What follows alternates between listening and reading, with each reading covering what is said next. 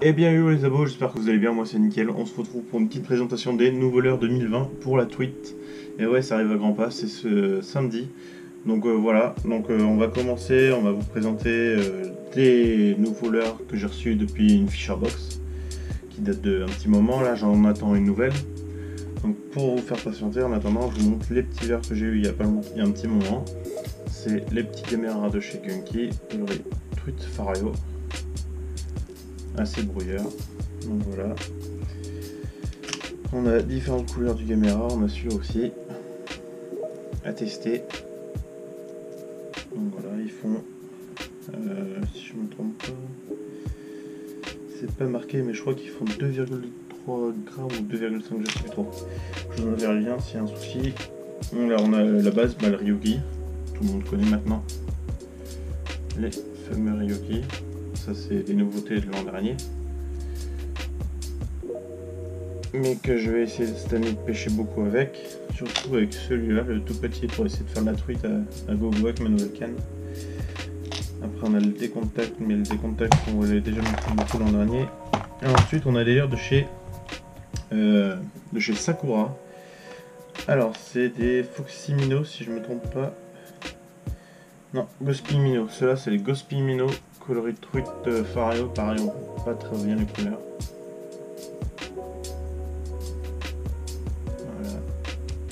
Coloris de truite. Pareil, très très brouillard. Je pense qu'avec ça on peut faire un peu de tout. On peut faire de la truite, de la perche et du chub. Mais j'aimerais bien faire de la perche avec surtout. Ça pourrait être sympa, de la truite aussi. Voilà, une autre couleur.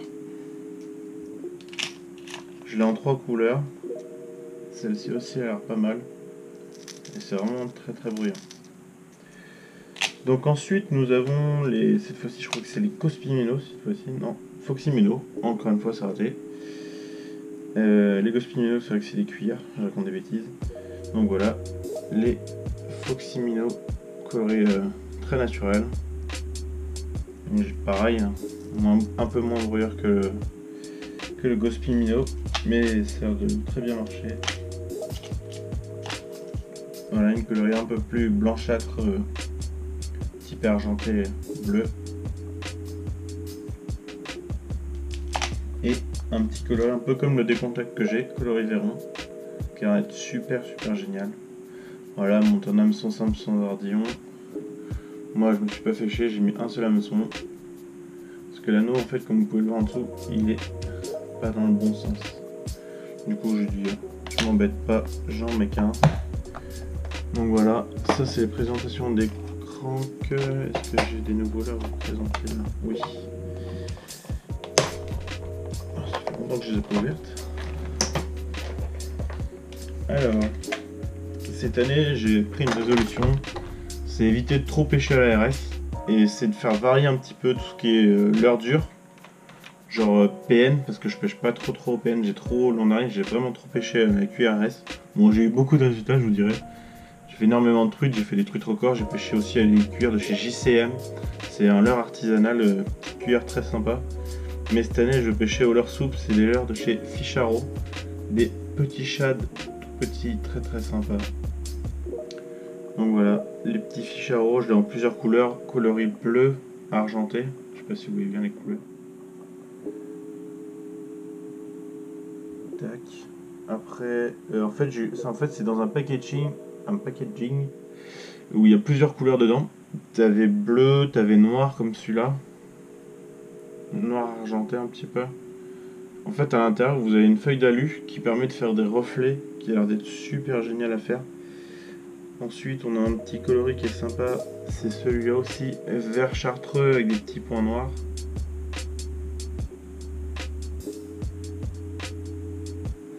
Et le petit dernier, c'est lequel? C'est celui-là, je crois. Un coloris un peu plus foncé, vert kaki, avec des reflets argentés et quelques petites paillettes.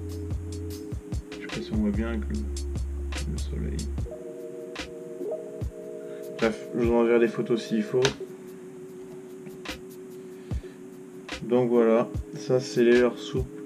Cette année à tester sur de la truitelle. Je vais monter en toute petite TP légère. Là je vais changer parce que je pense Je vais peut-être laisser parce que là avec l'eau qu'il y a en ce moment, bah, ce qui se passe comme c'est la crue, bah, forcément il va falloir bien gratter le fond. Donc là ça va être quoi? Ça va être leur soupe, créature, cuillère ondulante, PN, pourquoi pas de la cuillère aussi, on sait jamais. Et moi j'ai fait mieux, j'ai commencé à fabriquer des leurres maison 100% artisanales. J'ai commencé à fabriquer mes propres micro-spinners maison. Voilà, petite coloris blanc, paillettes argentées. Bon, pas très bien les paillettes, je vous enverrai les photos parce que je les ai pris en photo. Là ça a mis pas mal de temps à se faire parce que il faut commencer par faire des cordes à piano. Moi j'ai acheté 10 mètres de cordes à piano vu que ça s'achète que par 10 mètres. Ensuite on fait le montage que je vais vous montrer. Qui s'appelle... je sais plus comment on appelle ça, j'ai perdu le nom. Et je pense que... Hop, voilà. Ça, c'est le fameux sertissage. Et une fois qu'on a fait ça, on coupe l'excédent, ainsi de suite. Ensuite, on y fait passer le plomb qu'on veut. Moi, j'ai divers plombs. J'ai des plombs de 1 jusqu'à 3 grammes. Et j'ai acheté un petit peu de tout. Alors ça, c'est une boîte de plomb. À la base, c'était rond. Tac. Ensuite, on a acheté des plombs ovales de chez Caperlan. Pareil, pour faire versifier le petit plomb du micro spinner, pour faire croire que c'est vraiment un alpin qu'il y a derrière. Après, on a des plombs gouttes d'eau, qui a une forme assez sympathique, je trouve personnellement. Et ça, c'est des plombs qui sont très légers, et je ferai des micro spinners qui commencent à se fabriquer, mais pour l'instant j'attends les palettes qui sont pas tout de suite, pas avant le jour de l'ouverture apparemment, ou le 24, ils savent pas trop encore, avec ce qui se passe, le Corona Chicus là, de merde. Bref, moi j'y crois pas trop, cette maladie de merde, ça m'empêche pas que j'irai faire mon ouverture. Donc voilà, j'ai différents micro spinners, j'en ai fait 3, et j'ai fait un jig spin qui marche pas mal aussi, je vais peut-être l'emmener. Moi j'ai pas plein le plomb, mais il est dans ma boîte de leur soupe qui est pas là. Voilà, comme je vous ai dit, ça c'est un plomb à la base qui était ovale. Voilà la forme. Donc voilà. Donc du coup j'ai commencé à faire mes micro spinners en suivant quelques tutos, genre de chez Will Hook, que je vous enverrai le lien. Je ferai une vidéo, qu'est-ce qu'il faut comme type de matos pour faire des micro spinners. Parce que si ça intéresse des gens, moi je veux bien montrer comment ça se passe. C'est pas trop compliqué en vrai. Je trouve le plus dur pour moi c'est le sertissage, mais une fois que tu as pris le coup de main ça va assez vite. Et sinon bah après il faut de la peinture. Moi j'ai acheté des paillettes qui sont quelque part. Elles sont restées sur la table, c'est pas grave. Après ce qu'il faut c'est du matos genre anneaux brisés, hameçons, etc. Donc voilà, je ferai carrément un tuto, je pense, après mon ouverture la truite pour vous dire comment fabriquer des micro-spinners en maison.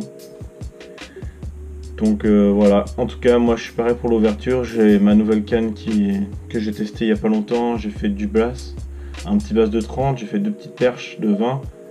Et en tout cas, franchement, la sensation, je me suis régalé. Et là, je n'ai plus qu'à attendre samedi pour l'ouverture la truite. Et en attendant, on se dit à bientôt.